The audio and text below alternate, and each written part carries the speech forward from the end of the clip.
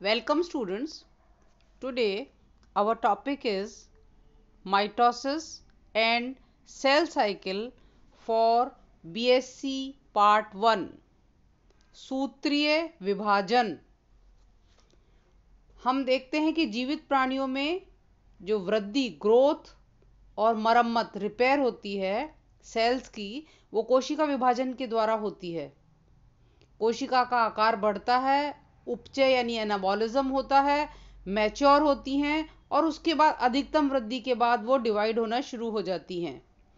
तो ये जो सेल डिवीजन है ये 3 प्रकार से होता है: सूत्रीय विभाजन माइटोसिस, अर्धसूत्रीय विभाजन मियोसिस और असूत्रीय विभाजन एमाइटोसिस। आप पूर्व की कक्षाओं में इसके बारे में पढ़ चुके होंगे। आज हम इससे थोड़ा और अधिक जानेंगे, जो आप छोटी क्लासेस में पढ़े थे उनसे अधिक। आप देखिए इसके अंदर चार्ट में माइटोसिस में 2 दिखा रखे हैं डिवीजन, एक कैरियोकाइनेसिस, एक साइटोकाइनेसिस। जो कैरियोकाइनेसिस यानी केंद्रकीय परिवर्तन, ये कई अवस्थाओं में है: अंतरावस्था, पूर्वावस्था, मध्यावस्था, पश्चावस्था, अंत्यावस्था, इंटरफेज, प्रोफेज, मेटाफेज, एनाफेज और टीलोफेज। और साइटोकाइनेसिस यानी जीव द्रव्यीय परिवर्तन, ये भी साइटोसोम का विभाजन, माइटोकॉन्ड्रिया का विभाजन और गोल्जी बॉडी का विभाजन। आप इनमें देख रहे हैं हिंदी और अंग्रेजी दोनों के नाम लिखे हुए हैं। आप हिंदी माध्यम के जो भी बच्चे हैं, आप लोग अंग्रेजी माध्यम के जो साइंटिफिक नेम्स हैं उनको अंग्रेजी में याद रखने की कोशिश करना, क्योंकि अगर आप हायर एजुकेशन में जाएंगे या ऑनलाइन कुछ सर्च करेंगे तो आपको दिक्कत आ सकती है। तो सभी बच्चे अंग्रेजी माध्यम वाले जो शब्द हैं यानी साइंटिफिक नेम्स को दोनों भाषाओं में याद रखने की कोशिश करना। तो हम करते हैं सूत्रीय विभाजन। तो सूत्रीय विभाजन को सबसे पहले फ्लेमिंग नामक साइंटिस्ट ने 1879 में इसके बारे में बताया था। तो सूत्रीय विभाजन का मतलब होता है सोमैटिक डिवीजन, यानी कि जो अपनी कोशिकाएं हैं उनमें निरंतर ग्रोथ होती रहती है, डिवाइड होती रहती हैं और रिप्लेसमेंट होता रहता है। ठीक है। फिर अब देखेंगे कि लगातार होने वाली जो गति होती है ये कई 2 अवस्थाओं में बांटी है। आपने देखा है इसके अंदर भी, कैरियोकाइनेसिस और साइटोकाइनेसिस। ठीक है।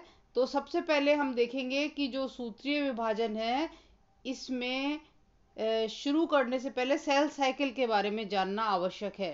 कोशिका चक्र आप पूर्व में भी पढ़ चुके होंगे छोटी क्लासेस में। ये देखिए कोशिका चक्र के बारे में। तो कोशिकाएं लगातार जब ग्रोथ करती हैं तो प्रोटीन्स, डीएनए और आरएनए ये निर्मित होते रहते हैं और इसके बाद इनके अंदर विभाजन होता है। तो 2 अवस्थाएं महत्वपूर्ण हैं सेल साइकिल या कोशिका चक्र के लिए। आप चित्र में देख के समझते जाइए। अंतरावस्था यानी कोशिका के विभक्त न होने की प्रावस्था, इंटरफेज। दूसरी है कोशिका विभाजन यानी कोशिका के विभक्त होने की प्रावस्था यानी माइटोसिस। तो इंटरफेज के अंदर क्या इंपॉर्टेंस है? इंटरफेज जो होता है ये बाह्य रूप से तो ऐसा लगता है जैसे इसमें कुछ भी नहीं हो रहा, विश्राम अवस्था है, लेकिन ये सबसे अधिक क्रियाशील या एक्टिव होती है। और इसमें जो क्रोमोसोम्स हैं ये कुंडली की तरह आपको दिखाई देंगे। इसमें न्यूक्लियोलस बड़े आकार का हो जाता है और 2 विभाजन के मध्य की अवस्था होती है ये।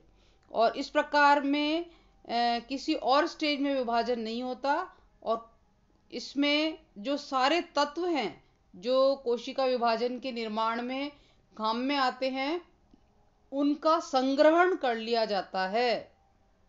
तो इसके 3 चरण मुख्य हैं।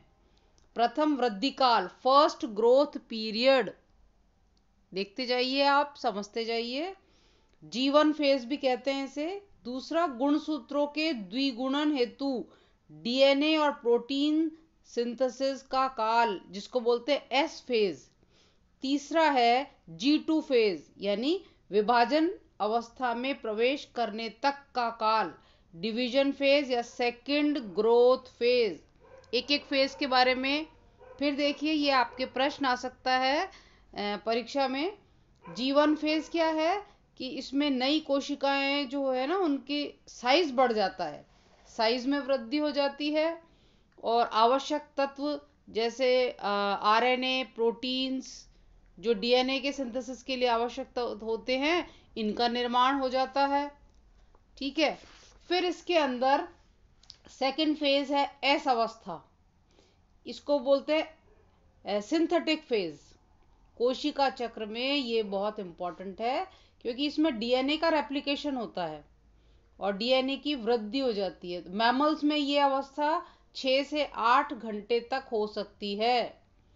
G2 फेज, तीसरा है G2 फेज, यानी कि सेकंड ग्रोथ फेज है ये। इसमें क्या होता है कि जो केंद्रक यानी न्यूक्लियस है उसका वॉल्यूम बढ़ता है और इसमें मेटाबॉलिक क्रियाएं होती हैं, उपापचयी क्रियाएं, आरएनए यानी न्यूक्लियोलर आरएनए, मैसेंजर आरएनए और राइबोसोमल आरएनए, इनका निर्माण होता है और ये अवस्था 3 से 4 घंटे तक हो सकती है।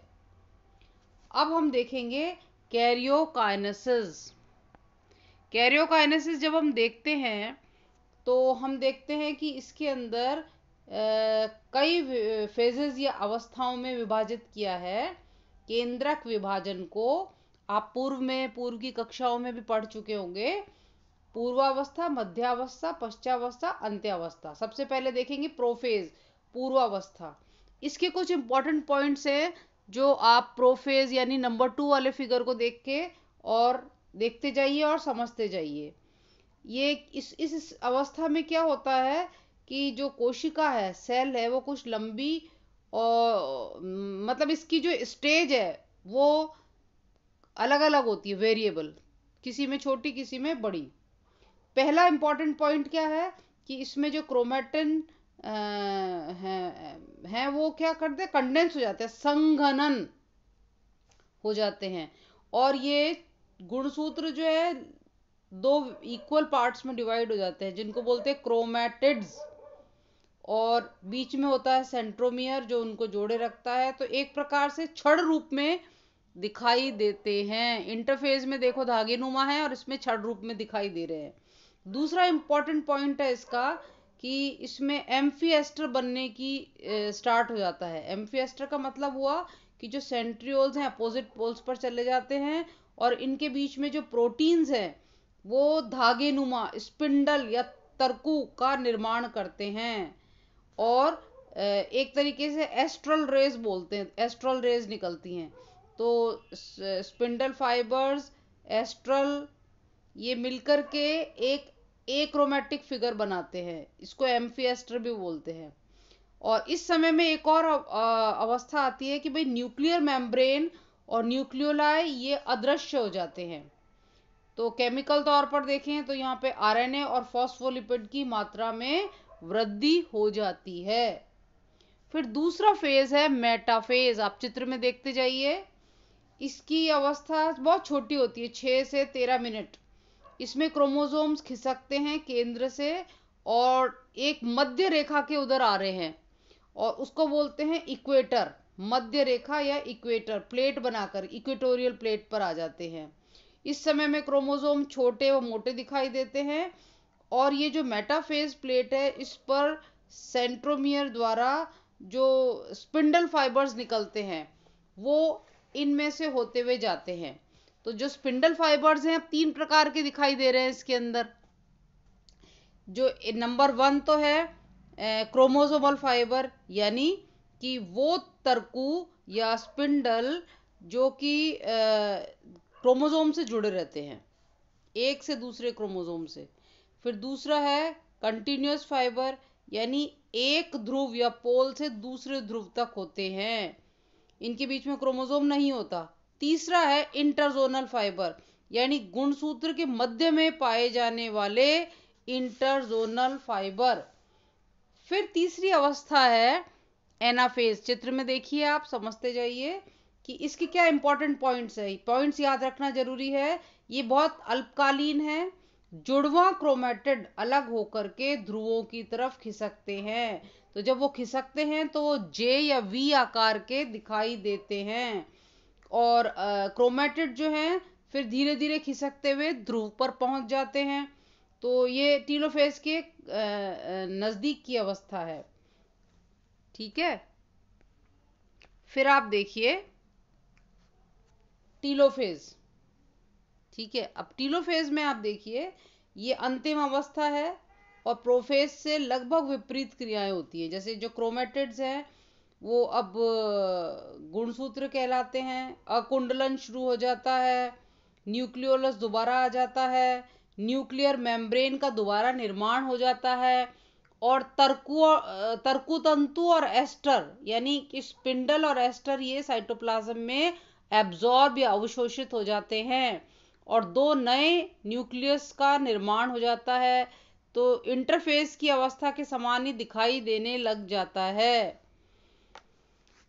अब देखिए आप कि जो हमने स्पिंडल के बारे में पढ़ा था कि भाई किस किस प्रकार से जो जब ये क्रोमोसोम फाइबर्स जब इससे स्पिंडल से जुड़ते हैं तो जो सेंट्रोमियर है उससे जुड़ते हैं। और इस प्रकार आप चित्र में देखते जाइए, जब सेंट्रोमियर का खिंचाव होता है, स्पिंडल का खिंचाव होता है, तो दो सेंट्रोमियर से टुकड़े हो जाते हैं सेंट्रोमियर के।